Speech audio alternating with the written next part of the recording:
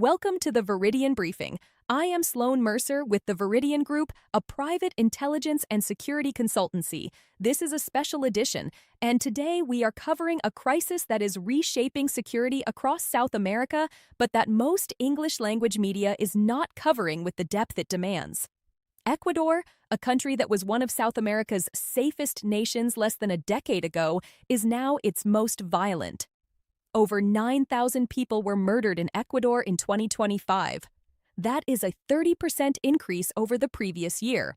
The homicide rate has surged from 5.7 per 100,000 in 2017 to levels that exceed every other country in South America.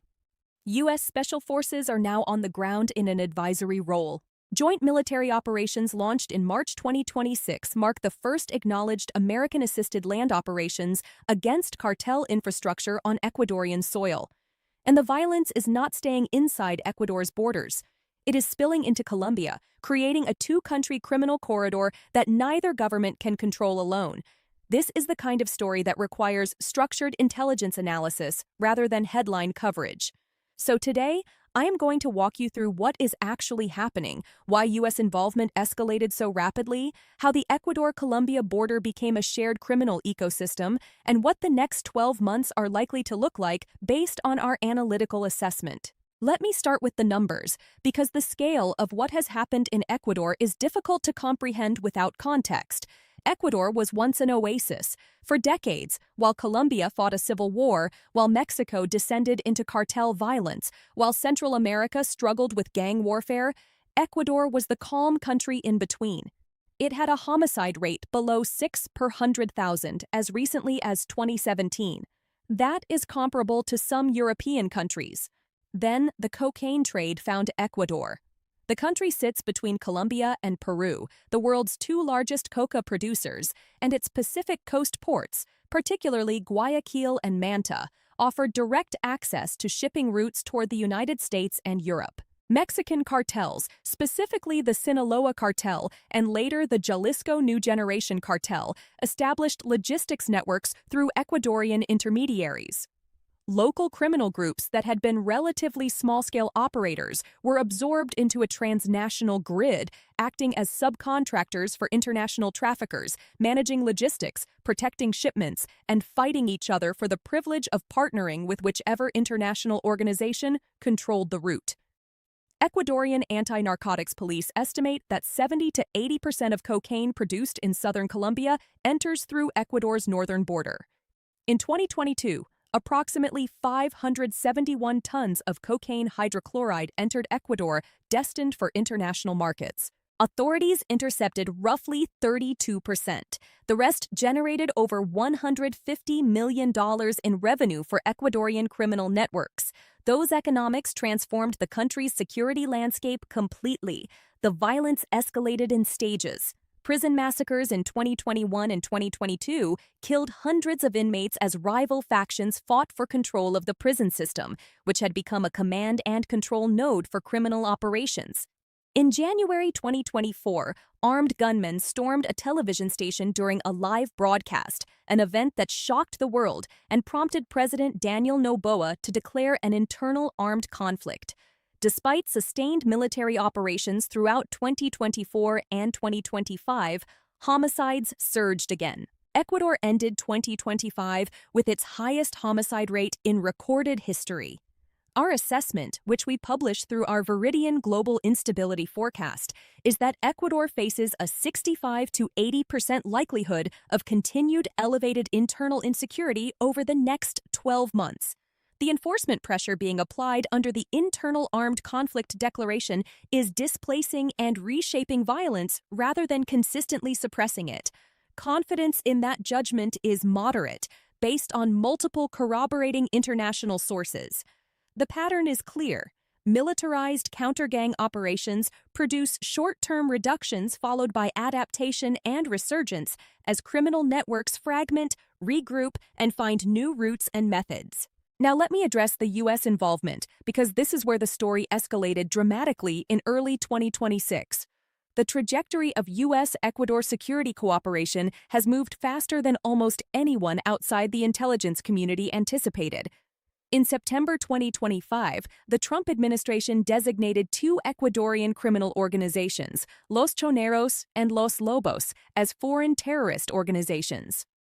That designation was the formal legal mechanism that expanded U.S. authorities to treat these groups under counterterrorism frameworks rather than purely counter-narcotics ones.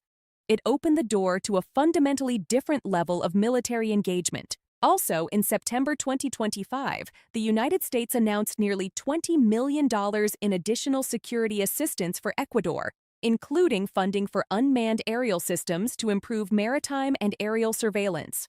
Earlier in 2025, the U.S. Coast Guard transferred two Island-class patrol boats to the Ecuadorian Navy.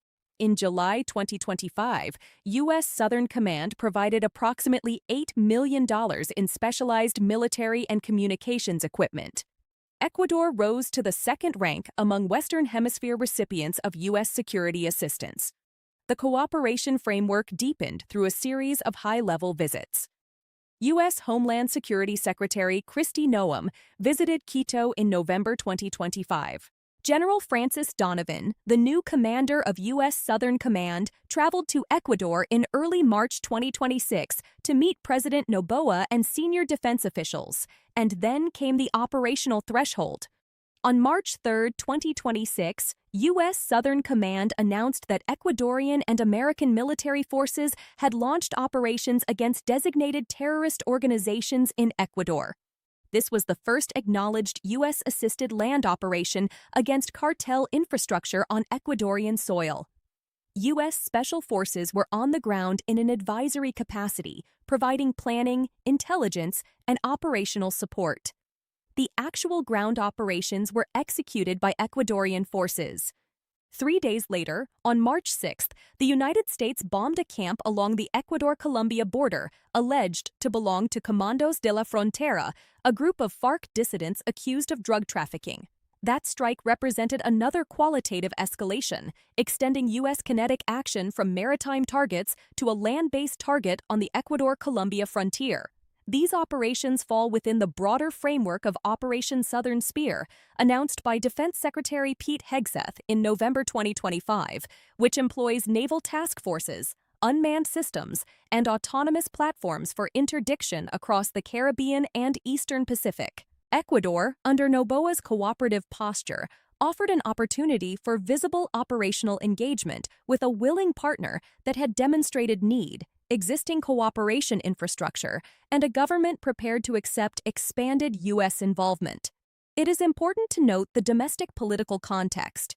In November 2025, Ecuadorian voters rejected a referendum question that would have allowed foreign military bases on Ecuadorian soil.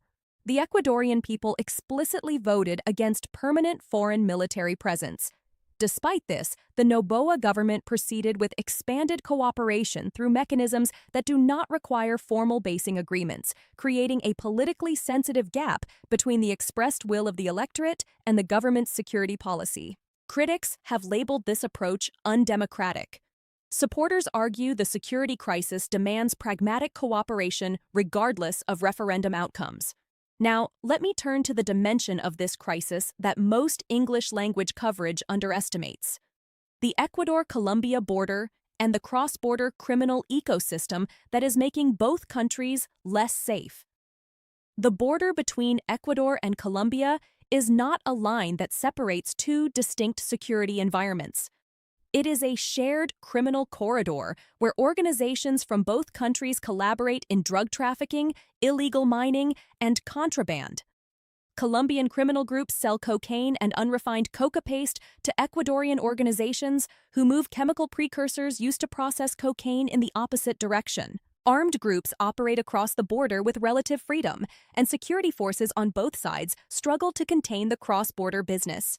The provinces of Esmeraldas and Sucumbios in northern Ecuador are the epicenter. These border provinces serve as strategic zones for purchasing cocaine from Colombian producers, facilitating the movement of international trafficking organizations and providing armed enforcers and intermediaries for foreign criminal groups seeking access to Ecuador's port infrastructure.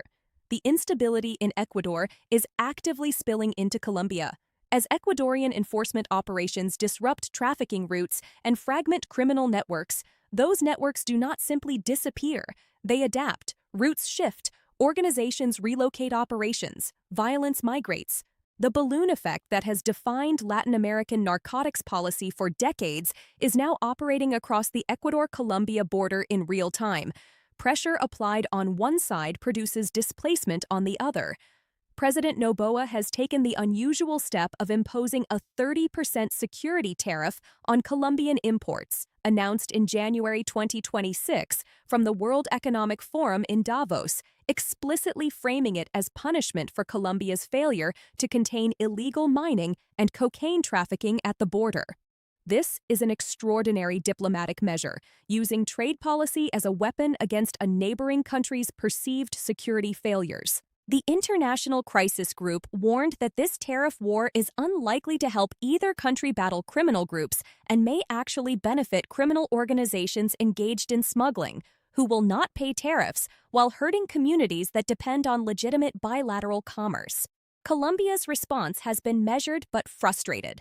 The Colombian Ministry of Defense pointed to binational efforts through the Binational Border Commission and noted significant increases in drug seizures in the border region. But the fundamental tension remains.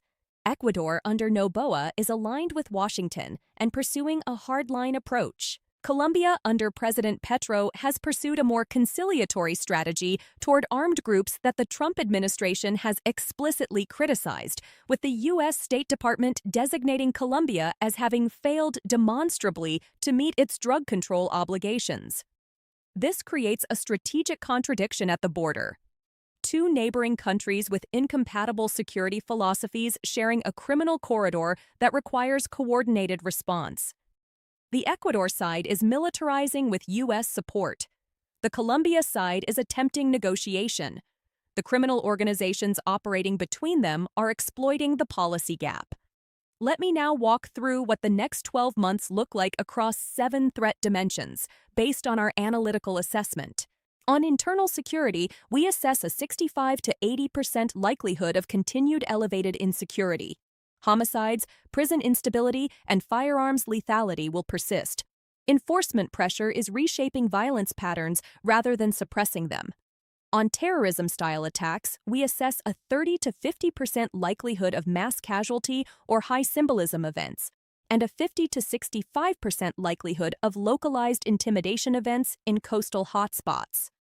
Ecuador's violence does not conform to classical terrorism definitions, but the tactics increasingly resemble terrorism in form: public intimidation, symbolic targeting, and coercive messaging.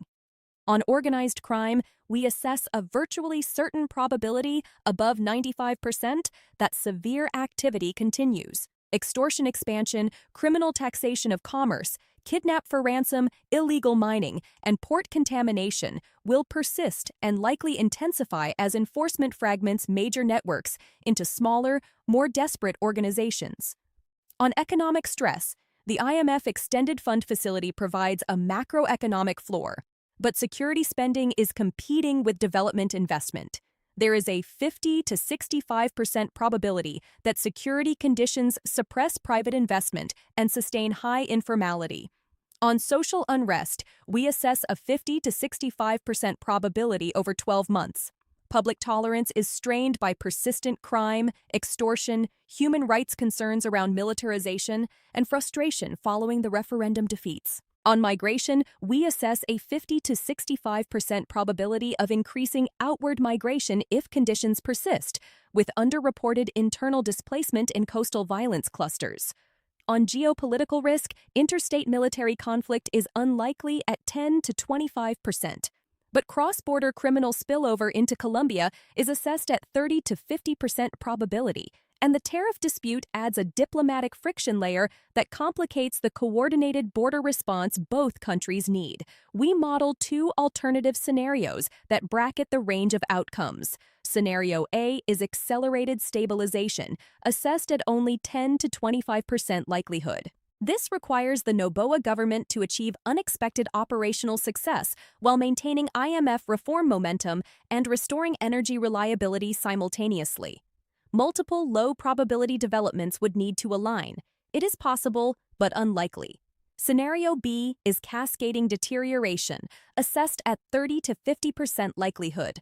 A major security shock, a catastrophic prison event, energy rationing recurrence, and IMF program slippage combine to produce a compounding crisis. Under this scenario, social unrest escalates sharply, migration outflows accelerate, and criminal groups consolidate territorial governance in areas the state has effectively abandoned. The cascading deterioration scenario becomes significantly more probable if the assumption regarding continued IMF program adherence proves invalid. Analysts should monitor fiscal compliance indicators closely. For organizations operating in Ecuador or with supply chain exposure through Ecuadorian ports, the implications are direct and actionable. Guayaquil and Manta remain high-risk environments where criminal organizations contest territorial control and where port contamination of legitimate shipping containers is a persistent threat. The northern border provinces are effectively shared criminal territory between Ecuadorian and Colombian organizations. Energy reliability remains structurally vulnerable to drought, creating periodic disruption risk for industrial operations. And the information environment is degraded. Journalist attacks during the unrest are consistent with intimidation dynamics that reduce the quality and reliability of reporting precisely when accurate information matters most. The U.S. military involvement adds a new variable that cuts both ways. On one hand, U.S. intelligence support, training, equipment transfers, and advisory presence materially improve Ecuadorian operational capability. The 10-ton cocaine seizure near the Galapagos in October 2025 and the March 2026 joint operations against designated terrorist organizations demonstrate tangible results. On the other hand, the Kingpin strategy problem that we have discussed in previous briefings applies here as well. Leadership disruption, route interdiction, and enforcement pressure fragment organizations without removing the market incentives that sustain them. Demand for cocaine in the United States and Europe has not decreased. Ecuador's geographic position between the world's two largest producers has not changed. And the structural conditions that make Ecuador vulnerable, institutional weakness, corruption in ports and prisons, poverty in coastal communities, persist regardless of how many operations are conducted. The bottom line is this: Ecuador's crisis is not contained within its borders. It is a regional problem with implications for Colombia, for hemispheric security cooperation, and for any organization with people, assets, or supply chains in the Andean corridor. The U.S. involvement represents the most significant escalation of American military engagement in South America since the Panama invasion in 1989. Whether that engagement produces stabilization or simply displaces the problem depends on factors that military operations alone cannot control. That is the Veridion Briefing Special Edition on Ecuador. The full analytical product with complete sourcing, the 7-dimension threat assessment, alternative scenarios, indicators and warnings, and all supporting intelligence is available through the Veridion Group. If your organization operates in Ecuador, Colombia, or the broader Andean region, and you need to understand what this means for your specific risk exposure, visit veridiongroup.com/briefing to schedule a consultation with our analysts. I am Sloan Mercer with the Veridion Group. Stay informed, stay prepared. I will see you next week.